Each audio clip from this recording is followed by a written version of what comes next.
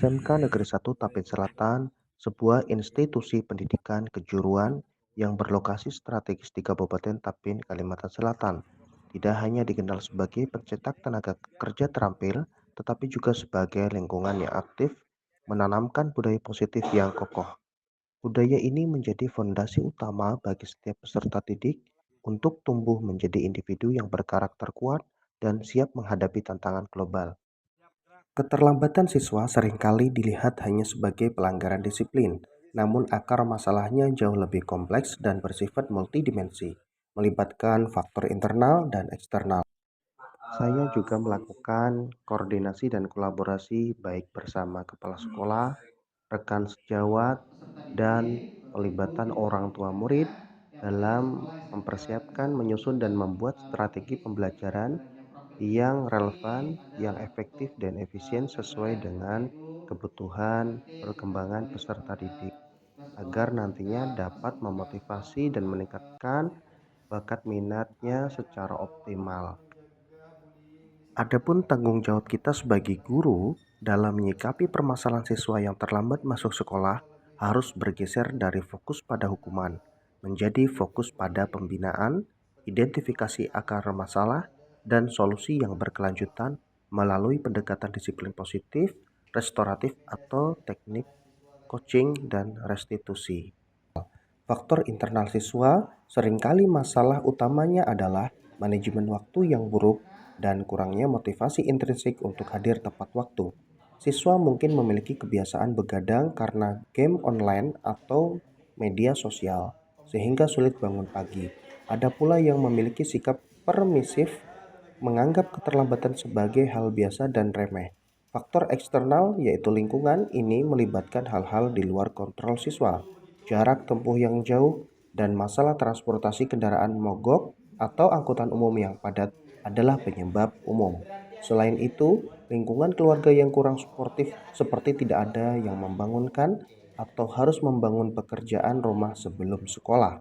Keterlambatan ini bukan hanya merugikan siswa secara pribadi karena kehilangan materi pelajaran penting di jam pertama, tetapi juga mengganggu konsentrasi dan alur belajar siswa di kelas. Untuk mengatasi masalah keterlambatan sekaligus membangkitkan motivasi belajar siswa sesuai dengan bakat dan minatnya, diperlukan langkah-langkah kolaboratif yang melibatkan seluruh warga sekolah.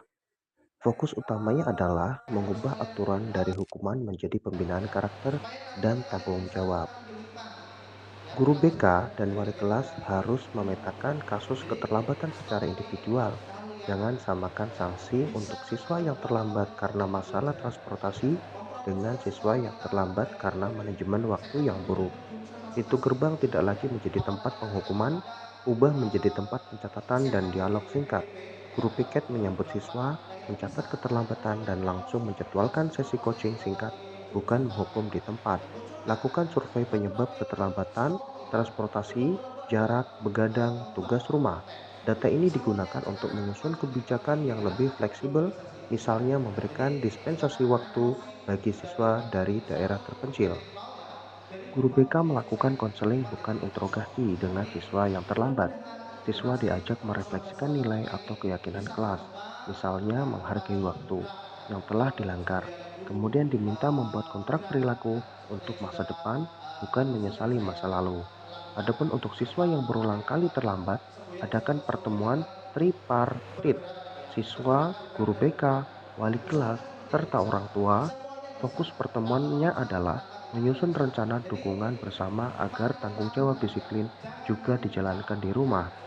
Jika ada konsekuensi, berikan tugas yang bersifat membangun, contohnya membantu guru mempersiapkan kelas, menyiram tanaman, atau merapikan perpustakaan, bukan sekadar membersihkan toilet.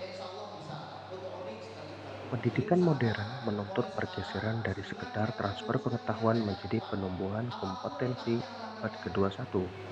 Pemanfaatan teknologi kecerdasan buatan AI dalam pembelajaran bukan lagi pilihan, melainkan keharusan untuk meningkatkan prestasi siswa secara signifikan dan menghasilkan lulusan yang relevan.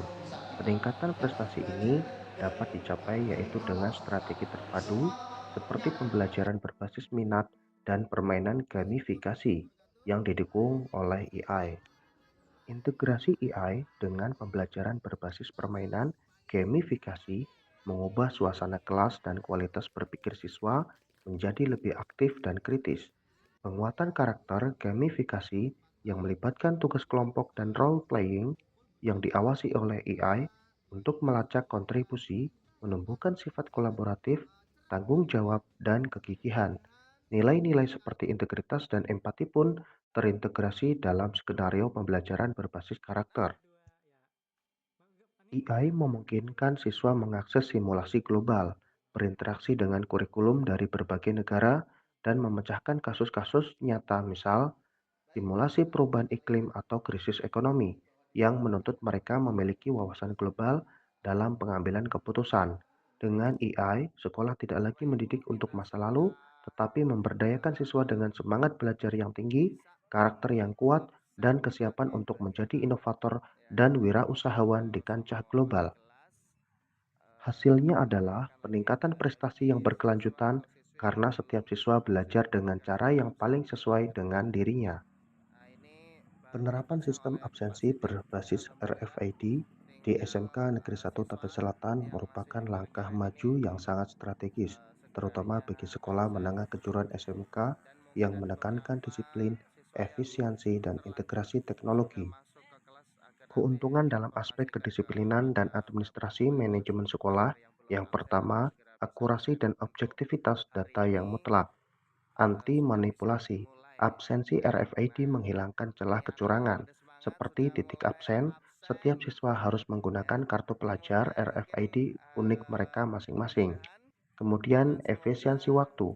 Proses tapping kartu hanya membutuhkan waktu kurang dari 1 detik per siswa, menghindari antrian panjang di pagi hari, dan memaksimalkan waktu belajar di kelas.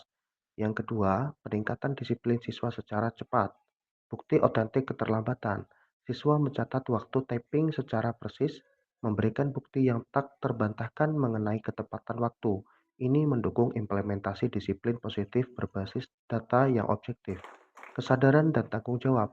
Siswa dilatih untuk bertanggung jawab atas kartu identitas mereka dan manajemen waktu mereka sendiri, menumbuhkan budaya disiplin sejak dini. Di bawah cahaya mentari pagi yang hangat, ribuan pasang kaki mungil dan remaja mulai bergerak serentak. Ini bukan sekedar olahraga rutin, ini adalah senam anak Indonesia hebat, sebuah inisiatif dari Kementerian Pendidikan yang menjadi panggilan jiwa bagi seluruh generasi muda Indonesia. Senam ini bukan hanya melatih fisik, tetapi juga menanamkan 7 kebiasaan positif yang akan membentuk masa depan bangsa. Guru BK dapat membantu meningkatkan prestasi belajar siswa dengan membantu para siswa dalam meningkatkan kompetensi pembelajarannya dalam pembelajaran teaching factory atau berbasis produk, di mana guru BK juga membantu dalam penyelesaian suatu masalah. Selain itu, guru BK juga meningkatkan prestasi belajar dan jenjang karirnya dengan memfasilitasi untuk pembelajaran berbasis industri dan meningkatkan Selamat public pagi speaking dan mereka menumbuhkan jiwa adalah siswa-siswa entrepreneur terpilih agar nantinya yang pada sudah saat mereka diterima lulus dari perusahaan KPP atau dapat Kalivers berkembang dan yang sedang sesuai mengikuti tes dengan psikolog yang kita harapan sediakan di untuk sekolah. bisa Nah, ini terjun akan di dunia mendeskripsikan usaha atau atau di memberikan dunia industri penjabaran atau yang siap filosofi tentang apa yang dengan mereka kerjakan. tantangan Dan global. nantinya akan berkaitan dengan aksi nyata atau implementasi dalam dunia kerja atau industri. Apakah mereka berhasil atau tidak? Kita lihat nanti hasilnya dalam presentasi yang akan mereka tampilkan setelah ini.